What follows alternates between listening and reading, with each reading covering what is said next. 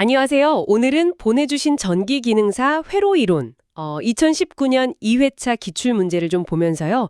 핵심 개념들을 명쾌하게 정리해보는 그런 시간을 갖겠습니다. 네, 안녕하세요. 이게 그냥 시험 문제라기보다 그 안에 담긴 기본 원리들을 한번 파헤쳐보죠. 바로 시작해볼까요? 네, 좋습니다. 이 문제들이 사실 전기회로 이해하는데 아주 중요한 기초들을 잘 보여주거든요. 단순히 답만 맞히는 것보다는 그 개념들이 어떻게 연결되고 또 실제 기술에는 어떻게 쓰이는지 그런 맥락을 좀 짚어보면 좋겠습니다. 좋습니다. 그럼 먼저 그 회로의 기본 부품들이 어떻게 상호작용하는지부터 볼까요? Q1 문제는 보니까요. RLC 직렬 회로, 그러니까 저항, 인덕터, 콘덴서, 이게 직렬로 연결된 회로에서 전압하고 전류 위상이 같아지는 조건, 즉 공진 조건, 오메가 제곱 LC는 1. 이게 왜 중요한 걸까요? 공진. 네, 아주 중요하죠. 이게 뭐냐면요. 특정 주파수에서 회로의 그 유도성 리액턴스, L 성분이랑요. 용량성 리액턴스, C 성분이 서로 딱 상쇄되는 거예요. 그렇게 되면 전체 임피던스가 최소가 되거든요. 거의 저항 R만 남게 되는 거죠. 상쇄되어서 저항만 남는다. 네, 그래서 그 주파수에서는 전류가 최대로 흐르게 돼요. 마치 그네를 타이밍 맞춰 밀어주면 점점 높아지는 것처럼요. 라디오 채널 선택이나 필터 설계 같이 특정 주파수만 딱 골라내야 할 때 이 원리가 아주 핵심적으로 쓰입니다. 아하, 그렇군요. 부품들이 상호작용해서 특정 주파수를 고르는 거네요. 그럼 Q15 콘덴서 연결 문제도 좀 비슷한 맥락인가요? 똑같은 콘덴서 10개를 병렬로 연결하면 직렬일 때보다 용량이 무려 100배나 커진다니. 와, 이 차이가 엄청난데요. 네, 맞아요. 이것도 부품 배열의 중요성을 보여주죠. 콘덴서를 병렬로 연결하면 전하를 저장하는 면적이 넓어지는 효과가 있어요. 그래서 총 용량은 그냥 당 용량을 다 더한 것, 10C가 돼요. 그냥 더하는 거군요. 네.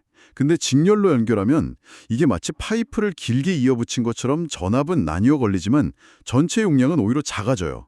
각 용량이 역수를 다 더한 것의 역수. 그러니까 10분의 1시 되는 거죠. 역수의 합의 역수. 좀 복잡하네요. 그렇죠. 그래서 결과적으로 병렬 10C가 직렬 10분의 1C보다 100배 커지는 겁니다. 회로 설계할 때 원하는 용량을 만들려고 연결 방식을 선택하는 아주 기본적인 기법이에요. 네, 연결 방식에 따라 특성이 확 달라지는군요. 그럼 이제 그 부품 자체, 그러니까 재료의 특성도 좀 볼까요? Q2 문제가 흥미로웠는데 도체 전도율 순서가 은, 구리, 금, 알루미늄 순서라는 거예요. 은, 구리, 금, 알루미늄. 저는 당연히 제일 비싼 금이 최고일 줄 알았거든요. 근데 은이 구리보다도 높네요. 그렇죠. 의외라고 생각하실 수 있어요.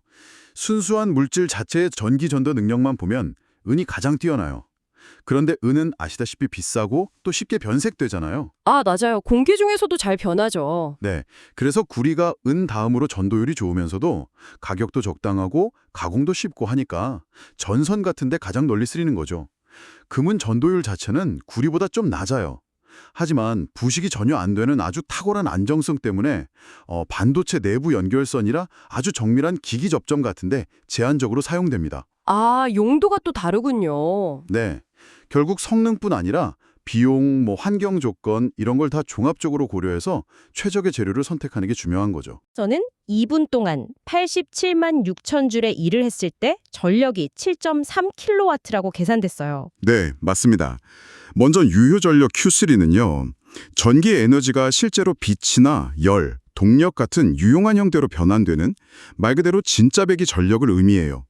식에서 E는 전압, I는 전류고 거기에 역률, 코사인 세타를 곱하잖아요. 이 역률이 1에 가까울수록 손실 없이 전력을 아주 효율적으로 사용한다는 뜻이에요. 역률이 효율이랑 관련이 있군요. 네, 중요하죠. 그리고 Q9은 전력의 가장 기본적인 정의를 쓴 거예요. 단위 시간당 한 일, 즉 에너지가 바로 전력이니까요. P는 WT, 문제에서 87만 6천 줄의 일을 2분 동안 했다고 했죠. 2분은 120초니까 그걸로 나누면 7,300와트가 나와요. 분을 초로 바꿔야 하는군요. 그렇죠. 단위 환상 꼭 주의해야 합니다. 그래서 7,300와트는 7.3kW가 되는 거고요. 네, 전력 효율과 기본 계산 둘 다 중요하네요. 전기뿐만 아니라 자기 현성에 대한 문제도 있었어요. Q4를 보면 자석의 한 극에서 나오는 자력선 총수가 M뮤 제로라고 나왔는데 이 뮤 제로는 뭔가요? Q12에도 관련 내용이 있었던 것 같은데요. 아, 네. 뮤제로. 이건 진공의 투자율이라고 부르는 기본 상수예요. 진공의 투자율? 네. 투자율이라는 건 어떤 매질이 자기력선을 얼마나 잘 통과시키는지 또는 스스로 얼마나 잘 자화되는지를 나타내는 척도인데요. 뮤제로는 아무것도 없는 진공 상태를 기준으로 삼는 값이에요. 값은 4파이 곱하기 10의 마이너스 7승 HM이고요. 이건 그냥 정해진 값입니다. 아, 그냥 상수값이군요. 네. 가우스 자기법칙 같은 여러 자기장 계산 공식에서 이 기준값이 사용돼요.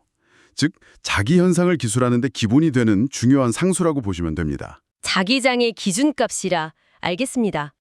마지막으로 Q18의 히스테리시스 곡선 문제인데요. 그래프에서 세로축이랑 만나는 점이 잔류자기, 가로축이랑 만나는 점이 보자력이라고 하던데 이 용어들이 자기 재료의 어떤 특성을 보여주는 건가요? 네. 히스테리시스 곡선은 자기 재료의 독특한 이력 현상을 보여주는 그래프예요. 외부 자기장을 걸어서 재료를 자화시켰다가 그 외부 자기장을 제거해도 재료 안에 자기가 좀 남아있거든요. 그 남아있는 자기의 세기가 바로 잔류자기입니다. 아, 자기가 남아있는 정도군요. 그렇죠. 그리고 그 남아있는 잔류자기를 완전히 없애기 위해서 반대 방향으로 걸어줘야 하는 자기장의 세기? 그게 보자력이에요. 뭐랄까, 어떤 경험의 기억이 남는 거랑 좀 비슷하다고 할까요? 오, 비유가 재미있네요. 네. 그래서 이 잔류자기와 보자력이 큰 재료는 자석처럼 자기를 오래 유지해야 하는 영구자석에 적합하고요. 반대로 이 곡선이 그리는 면적이 히스테리시스 손실, 즉 에너지 손실을 의미하는데 이 면적이 작은 재료는 변압기나 모터코어처럼 자기 상태가 계속 빠르게 변해야 하는 곳에 유리해요. 재료의 용도를 결정하는 아주 중요한 지표들이죠. 와, 정말 짧은 시간이었지만 회로 부품의 상호작용부터 재료 특성, 전력, 자기현상까지 정말 알차게 훑어본 것 같습니다. 오늘 나눈 이야기들이 당신의 전기 이론 지식을 좀 더 단단하게 다지는데 조금이나마 도움이 되었으면 좋겠네요. 네. 오늘 다룬 개념들은 정말 기본 중의 기본이지만 사실 우리 주변 기술의 거의 모든 것의 근간을 이루고 있거든요. 어쩌면 지금 당신이 이 방송을 듣고 계신 그 스마트폰이나 컴퓨터 내부에도 오늘 얘기한 원리들이 아주 복잡하게 얽혀서 작동하고 있을 겁니다.